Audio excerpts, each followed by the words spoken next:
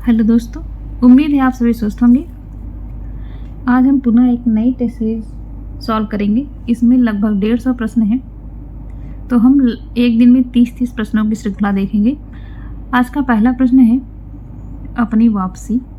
कहानी की लेखिका चित्रा मुग्गल है और वापसी कहानी, तो ये वापसी कहानी उषा प्रियंवदा जी का है। खुदा की वापसी कहानी नासिर शर्मा की कहानी है और वापसी एकांकी विष्णु प्रभाकर और बारात की वापसी निबंध हरिशंकर परसाई का है। तो हमने एक ही प्रश्नों में कितनी सारी रचनाएं देखी। अपनी वापसी कहानी चित्रा मुग्गल, वापसी कहानी उषा प्रियंवदा, खुदा की वापसी नासिर शर्मा की कहानी है, वापसी एकांकी विष्णु प्रभाकर की है और बारात की वापसी हरिशंकर परसाई जी का निबंध है। अगला प्रश्न, प्रश्न संख्या 2। साधारणीकरण को कवि की अनुभूति डॉक्टर नगेंद्र ने माना है। तो नगेंद्र ने साधारणीकरण को कवि की अनुभूति माना है। साधारणीकरण को आलंबनत्व धर्म आचार्य शुक्ल ने माना है। श्याम सुंदर दास के अनुसार साधारणीकरण भावक या पाठक का होता है। केशव प्रसाद मिश्र के अनुसार साधारणीकरण सहृदय की चेतना का होता है। आगे प्रश्न संख्या 3 में हम देखेंगे, अमर वल्लरी किसकी कहानी है। तो यह अज्ञे जी की कहानी है। जबकि फांसी नीलम देश की कन्या, नीलम देश की राजकन्या और पाजेब, ये कहानियाँ किसकी हैं। तो ये कहानियाँ जैनेन्द्र जी की हैं। प्रश्न संख्या 4 है, यादों की बारात। यादों की बारात जोश मलिहाबाद की आत्मकथा है। अगला प्रश्न है, प्रश्न संख्या 5, कवः कर्म काव्यम, अर्थात कवि का कर्म ही काव्य है, यह कथन कुंतक का है। प्रश्न संख्या 6 है, कब तक पुकारूं, ये रांगे, यहाँ पर रांगे होगा, रांगे राघव का उपन्यास है। प्रश्न संख्या 7 है, बाल मुकुंद गुप्त भारतेंदु मंडल के लेखक नहीं, यहाँ पर लेखक है, लेखक नहीं है बल्कि द्विवेदी युग के लेखक हैं। अगला प्रश्न है, प्रश्न संख्या 8, तटस्थ का विलोम आशक्त या संलिप्त या अतटस्थ होता है।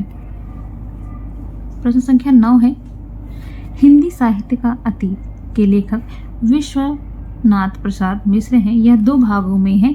इसका पहला भाग 1959 और दूसरा भाग 1960 में प्रकाशित हुआ था। अगला प्रश्न, प्रश्न संख्या 10 है, नया साहित्य के लेखक।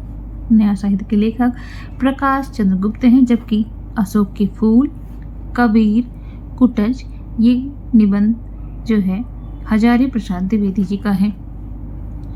अगला प्रश्न है, नदी प्यासी थी धर्मवीर भारती की एकांकी है। जबकि सुहाग के नूपुर अमृतलाल नागर का उपन्यास है।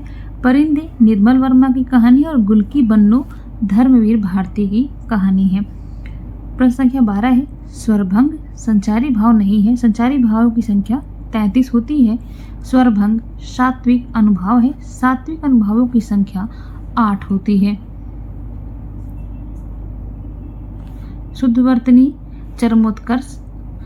प्रश्न संख्या 14 है, विचित्र विवाह हरियोध की रचना नहीं है। इसके लेखक रामचरित उपाध्याय जी हैं।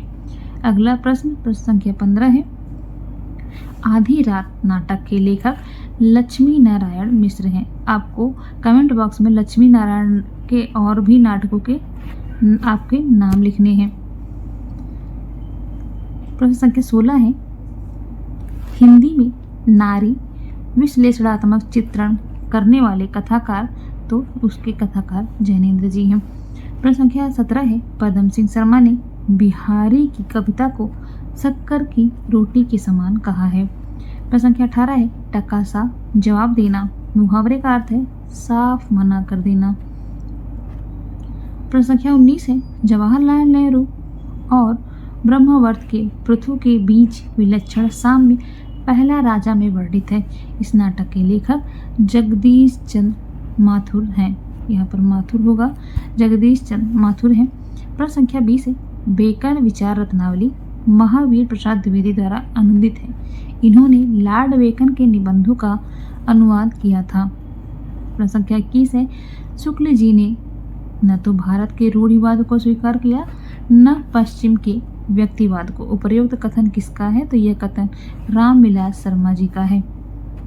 प्रश्न संख्या 22 है अश्मत शब्द के पंचमी विभक्ति का एक वचन, द्विवचन तथा बहुवचन के रूप क्रमशः मत अवाभ्याम अश्मत है।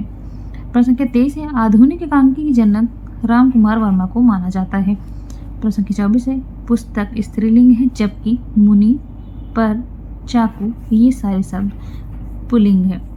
प्रश्न संख्या 25 है कासिम शाह की रचना हंस जवाहिर है। चंदायन मुल्ला दाऊद की रचना है। सत्यवती कथा ईश्वरदास की रचना है और मृगावती कुतुबन की रचना है। प्रश्न संख्या 29 है प्रजाहितैषी अखबार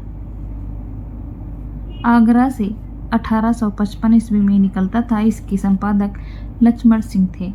प्रश्न संख्या 30 है मुक्तिबोध की रचना भारत इतिहास और संस्कृति को कुछ समय के लिए प्रतिबंधित कर दिया गया था।